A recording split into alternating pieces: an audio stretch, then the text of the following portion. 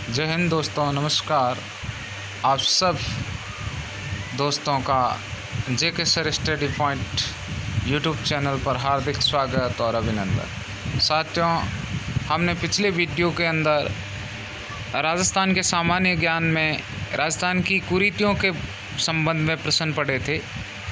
आज हम सामान्य विज्ञान से रिलेटेड कुछ बहुत ही महत्वपूर्ण प्रश्नों पर चर्चा करेंगे।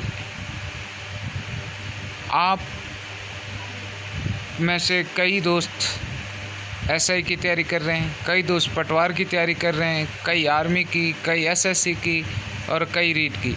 तो इन सब के अंदर सामान्य विज्ञान के जो मैंने एग्ज़ाम के नाम गिनाए हैं, उन सभी एग्ज़ाम में सामान्य विज्ञान के प्रश्न पूछे जाते हैं। विशेष रूप से जो रीट की तैयारी करने वाले विद्यार्थी है, शिक्षक, भावी शिक्षक है, वो ये सोचकर इन प्रश्नों को टालने की कोशिश करेंगे कि हमारे तो सामान्य विज्ञान के क्वेश्चन नहीं आते। नहीं दोस्तों, आपके भी सामान्य विज्ञान के प्रश्न पूछे जाते हैं, इसीलिए इन प्रश्नों को एक बार ज़रूर पढ़ें। ज़्यादा बातें न करते हुए आज की क्विज़ माला शुरू करते हैं। हमारा आज का पहला प्रश्न है, प्रकाश वर्ष किसका मात्रक है? आपका ऑप्शन अ गति का, ऑप्शन ब ऊर्जा का, ऑप्शन स दूरी का, ऑप्शन द द्रव्य का। यानी प्रकाश वर्ष किसका मात्रक है? तो आपका सही जवाब चैटिंग बॉक्स में ज़रूर लिख के भेजें। आपका सही ऑप्शन है ऑप्शन स दूरी का, यानी प्रकाश वर्ष किसका मात्रक है? दूरी का। बढ़ते हैं आज के दूसरे क्वेश्चन की ओर। हमारा दूसरा क्वेश्चन है, एम्पियर सेकेंड किसका मात्रक है? एम्पियर सेकेंड किसका मात्रक है? आपका ऑप्शन अ ऊर्जा की मात्रा का, ऑप्शन ब आवेश की मात्रा का, ऑप्शन स ऊष्मा का, ऑप्शन द गति का। एम्पियर सेकेंड किसका मात्रक है? आपका सही जवाब है ऑप्शन ब आवेश की मात्रा का। बढ़ते हैं तीसरे क्वेश्चन की ओर। बस में ड्राइवर के पास लगा दर्पण होता है। बस के अंदर जो ड्राइवर बैठता है उसके पास जो दर्पण लगा, कांच लगा होता है, वो होता है ऑप्शन अ अवतल लेंस, ऑप्शन ब उत्तल लेंस, ऑप्शन स कैमरा लेंस, ऑप्शन द सामान्य लेंस। इनमें से आपका सही जवाब है ऑप्शन ब उत्तल लेंस। ध्यान रखना दोस्तों, बस के अंदर जो ड्राइवर बैठता है, चालक, उस चालक के पास जो दर्पण लगा होता है उसमें कौन सा लेंस होता है? उत्तल लेंस। बढ़ते हैं आज के चौथे क्वेश्चन की ओर। आज का हमारा चौथा क्वेश्चन है, प्रकाश का वेग सर्वप्रथम किसने मापा?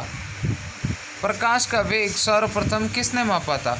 ऑप्शन अ न्यूटन ने, ऑप्शन ब रोमर ने, ऑप्शन स अल्बर्ट आइंस्टीन ने, ऑप्शन द गॉडविन ने।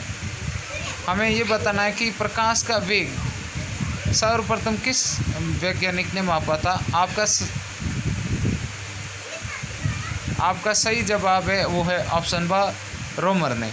यानी प्रकाश का वेग सर्वप्रथम किसने मापा था? रोमर ने। बढ़ते हैं आज के अगले प्रश्न यानी पांचवें प्रश्न की ओर। रात में तारे क्यों चमकते हैं?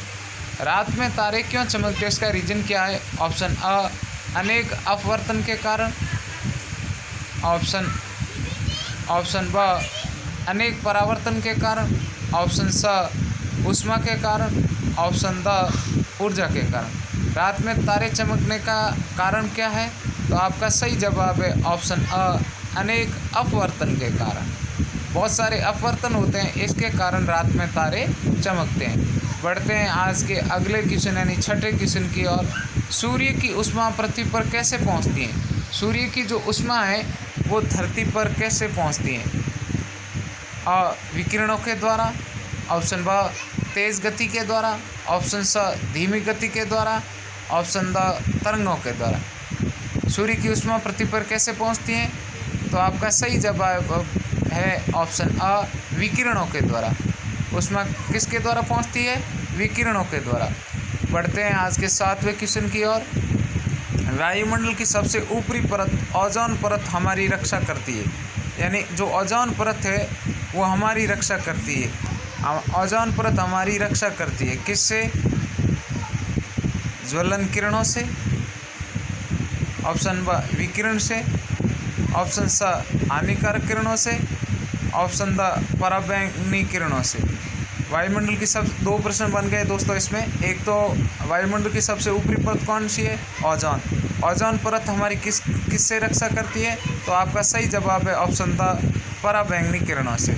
बढ़ते हैं आज के 8वें क्वेश्चन की ओर। एक सामान्य व्यक्ति के नेत्र के लिए सुस्पष्ट दृष्टि की न्यूनतम दूरी क्या है? एक बिल्कुल सुस्पष्ट दूरी की सुस्पष्ट दृष्टि, एकदम साफ दृष्टि के लिए दूरी कितनी होनी चाहिए? तो ऑप्शन आ 25 सेमी, ऑप्शन ब 50 सेमी, ऑप्शन स 45 सेमी, ऑप्शन द 30 सेमी। एक सामान्य व्यक्ति की सुस्पष्ट दृष्टि के लिए न्यूनतम दूरी दोस्तों कितनी है? चैटिंग बॉक्स में जवाब ज़रूर भेजें। आपका सही जवाब है ऑप्शन अ 25 सेमी, यानी सुस्पष्ट दृष्टि के लिए न्यूनतम दूरी कितनी होगी? 25 सेमी। बढ़ते हैं आज के 9वें क्वेश्चन की ओर। निकट दृष्टि दोष, ध्यान रखना दोस्तों, निकट दृष्टि दोष या मायोपिया, ध्यान रखना। क्या ध्यान रखना है कि निकट दृष्टि दोष को का नाम क्या है? मायोपिया। निकट दृष्टि दोष का हो या मायोपिया के दोष को किस लेंस का प्रयोग करके ठीक किया जा सकता है? आपको नज़दीक का नहीं दिखता है तो इसको ठीक करने के लिए आप कौन से लेंस का प्रयोग करोगे? तो आपका सही जवाब ढूंढ कर बताना है। ऑप्शन है उत्तल लेंस, ऑप्शन ब कठोर लेंस, ऑप्शन स अवतल लेंस, ऑप्शन द सामान्य लेंस। निकट दृष्टि दोष को ठीक करने के लिए कौन सा लेंस प्रयुक्त होता है? तो आपका सही जवाब है ऑप्शन स अवतल लेंस। निकट दृष्टि के लिए अवतल और दूर दृष्टि के लिए उत्तल। बढ़ते हैं आज के 10वें क्वेश्चन की ओर। न्यूटन का पहला गति नियम संकल्पना देता है। न्यूटन का जो पहला गति का पहला नियम है वो किसकी संकल्पना देता है? ऑप्शन ऊष्मा की, ऑप्शन ब ऊर्जा की, ऑप्शन स जड़त्व की, ऑप्शन द गति की। आपका सही जवाब है ऑप्शन स जड़त्व की, यानी न्यूटन का पहला गति नियम कौन सा है? जड़त्व का नियम। बढ़ते हैं आज के 11वें क्वेश्चन की ओर। एनीमोमीटर क्या मापने के काम आता है? एनीमोमीटर क्या मापने के काम आता है? ऑप्शन अ ऊष्मा के वेग को, ऑप्शन ब गति के वेग को, ऑप्शन स ऊर्जा को और ऑप्शन द पवन के वेग को। एनीमोमीटर क्या मापने के काम आता है? तो आपका सही जवाब है ऑप्शन द पवन का वेग। एनीमोमीटर से क्या मापते हैं? पवन का वेग, हवा की स्पीड मापते हैं। बढ़ते हैं 12वें क्वेश्चन की ओर। निम्न में से कौन सी महामारी और स्थानिक दोनों प्रकार बीमारी, महामारी भी है और स्थानिक भी है, तो दोनों प्रकार की बीमारी है? पीलिया, ऑप्शन ब टाइफाइड, ऑप्शन स खसरा, ऑप्शन द हैजा। महामारी और स्थानिक दोनों प्रकार की बीमारी है, तो आपका सही जवाब है ऑप्शन द हैजा। हैजा महामारी भी है और स्थानिक भी है। बढ़ते हैं 13वें क्वेश्चन की ओर। हमारा 13वां क्वेश्चन है, सबसे बड़ा अणु कौन सा है जो मानव तन का हिस्सा भी है?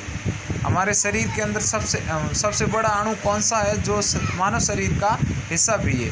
मानव तन है ना, बॉडी है, उसका पार्ट्स भी है। ऑप्शन अ गुणसूत्र 1 या क्रोमोसोम 1, गुणसूत्र 1 या क्रोमोसोम 1, गुणसूत्र 3, गुणसूत्र 2 और गुणसूत्र 4। आपको बताना है कि सबसे बड़ा अणु कौन सा है जो मानव तन का हिस्सा भी है? तो आपका सही जवाब है ऑप्शन अ गुणसूत्र 1 सबसे बड़ा अणु है जो हमारे शरीर का अंग भी है। बढ़ते हैं आज के 14वें क्वेश्चन की ओर। गिरगिट रंग क्यों बदलता है? जो गिरगिट होता है ज़्यादातर पेड़ों पर ही रहता है, ये रंग क्यों बदलता है? कारण क्या है? वातावरण के अनुकूल होने के लिए, ऑप्शन ब गर्मी प्रबंधन के लिए, ऑप्शन स अन्य जानवरों से बचने के लिए, ऑप्शन द इनमें से कोई नहीं। तो गिरगिट के रंग बदलने का कारण है दोस्तों ऑप्शन ब सही है, गर्मी के प्रबंध के लिए गिरगिट रंग बदलता रहता है। बढ़ते हैं आज के 15वें क्वेश्चन की ओर। विटामिन B1 की कमी से कौन सा रोग होता है? विटामिन B1 की कमी से कौन सा रोग होता है? ऑप्शन अ रतौंधी, ऑप्शन ब बेरी, ऑप्शन स रक्त की कमी, ऑप्शन द रिकेट्स।